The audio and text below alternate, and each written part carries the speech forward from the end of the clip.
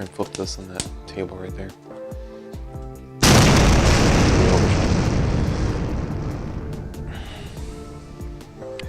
This is the review of Pet Sematary. So I never read the book, Pet Sematary. I never saw the original. I went into this completely blind, only seeing a trailer. And as far as the script goes, I enjoyed it. I thought it was a pretty fun horror movie that was pretty simple in its plot. And just so everybody knows, no spoilers at all. I will not give away any spoilers for this film, so feel free to watch safely. I mean, the scares, it was a pretty generic horror movie just in general. It didn't bring much life to the genre, but it also didn't really mess up at all. There were a lot of jump scares in it that I didn't care for. Anybody who knows me, knows these reviews, I don't like jump scares. I think they're dumb, they're cheap, they're tacky, and the ones in this film were pretty bad. I mean, I was worried watching the trailer that the truck jump scare in the beginning of the trailer would be as dumb as it was in the trailer, but that actually, it had a lot of payoff. It worked overall because it had a callback, it was referenced many times, trucks play a big part in the overall story, but some other jump scares were really, really dumb. I'm not going to jump into them because that's getting into spoiler territory, but the amount of foreshadowing this film had was actually pretty great. There were a lot of foreshadowing, a lot of references made to previous stuff that happened in the film. So it was overall just a satisfying watch. And we jump right into the scariness, right into the ominous tone. All of that just happens right off the bat. Sure, there is some time where they develop the family and have us get to know them, but in that process they throw in some little scares, some little hints that we're getting into a horror movie. It's not just we spend 30 minutes in a relationship drama trying to develop these characters. No, it's a horror movie throughout, and that's really nice to see that they didn't waste any time getting into it. The performances, so normally I'm not a Jason Clarke fan. He's been in a lot of very bad movies. I did really like him in Dawn of the Planet of the Apes. That's the only movie of his that I've seen that I like. He's terrible in Terminator Genesis, and he's just the generic white guy. That's what I feel like his persona is as an actor, but he really brings it in Pet Sematary. He's actually one of the best parts about it. His overall performance, it's emotional, it's gripping, it's terrifying in some points. He really just brings his all here. And I mean, the whole family is great, even the little boy is great, but the daughter has some very, very hit or miss scenes. She has some good scenes. There's some where she's absolutely terrifying, but there's some where she just fails to deliver a simple line of dialogue. She's not terrible. She has bad moments, but she also has great moments, so it's 50-50 with her. So I'd give the performances about an 8 out of 10. I had mentioned before, but I give the writing an 8 out of 10 also. If it wasn't for those jump scares, it would get 10 out of 10. Cinematography, there's nothing really impressive with it at all. It's just effective. That's all I'd say it is. There's nothing annoying about it, there's nothing great about it. There's no shots that are particularly beautiful. In fact, The Highwayman had better cinematography than Pet Sematary. It was just bland. It's as if you took Bryan Singer's directing and put it on camera. So I'd give that a 6 out of 10. The editing. It was pretty impressive, honestly. It wasn't like, it didn't stand out in any way, and good editing is when you don't notice it at all. It's seamless. The editing is relaxed when it's a slow part of the film, and it's fast-paced and thrilling when it's a tense and scary part of the film. Sometimes it would briefly cut to a flashback that would work very effectively with the scene, and that would help deliver the tone and the message that's happening within the scene, help deliver some context. And it's better than them having just a straight-up flashback, you know, where they cut to a flashback for 10 minutes. In this film, they cut to a glimpse of a flashback for about a few seconds, just so we can have some comparison with past and present. So I give the editing 10 out of 10.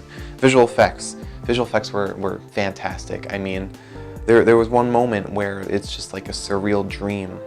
One character steps out of their bedroom, and they're in the woods, and you're in the woods and you see a doorway standing in the middle of the woods, and you see the bedroom through the doorway, and it's a fantastically composed and really well put together shot as far as VFX go. And again, all of the effects are seamless, all of the gore looks beautiful, it's all really well done. So I'd give that a 10 out of 10. Enjoyment, it's a thrill ride. It's scary, it's fun, from start to finish.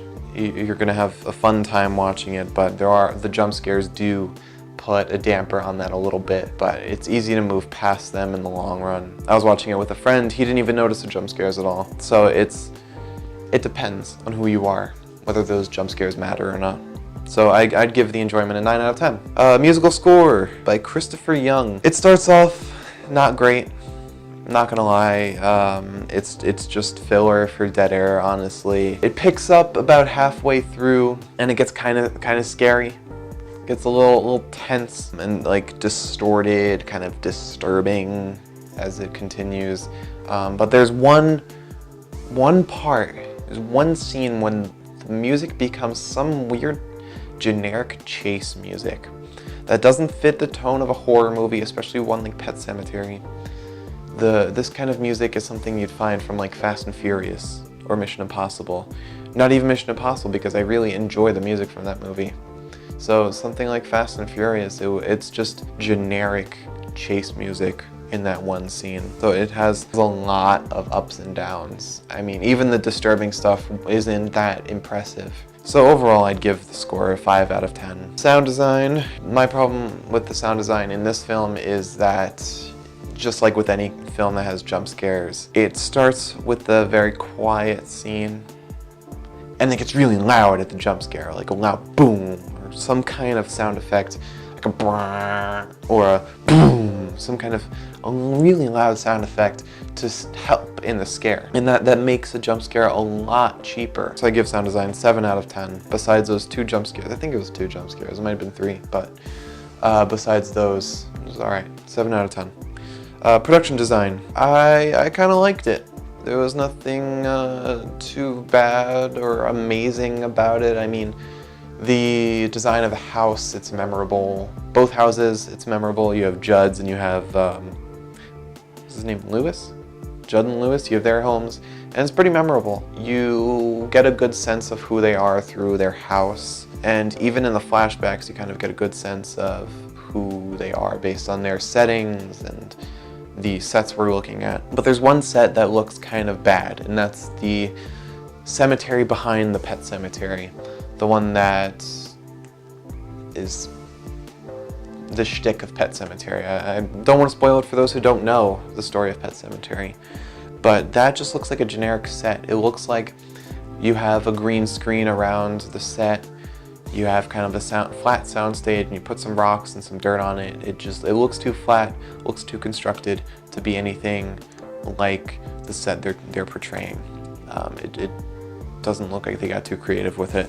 So I give the overall production design 8 out of 10. So overall, Pet Sematary, it's an effective horror film. It falls into the problems of a lot of modern horror movies. It overuses jump scares and our fear of jump scares. A lot of what makes jump scares so scary is the silence before the boom, and that's overused a lot. Story's easy to follow, but it has a little bit of complexity to it with the foreshadowing and the references made, so it's alright. But this is one of those films where the strongest part is the writing, because it is a story coming off of Stephen King, so it's kind of hard to mess that up. But, you know, it's better than average. Could be better, so I give it a 78 out of 100. It's about what is that, a C plus? C? Yeah, C plus. So, great job, whoever the director was. Who was the director? Director was 2 directors, Kevin Kolsch and Dennis Widmeyer. Interesting. Well, great job, Kevin and Dennis. I think that's who I just said. I recommend go seeing Pet Sematary. It's at the very least a fun horror movie that is a good adaptation, I guess. I haven't seen the original or read the book, so go see it. And thanks for watching, everybody. Don't forget to like, comment, and subscribe if you enjoyed.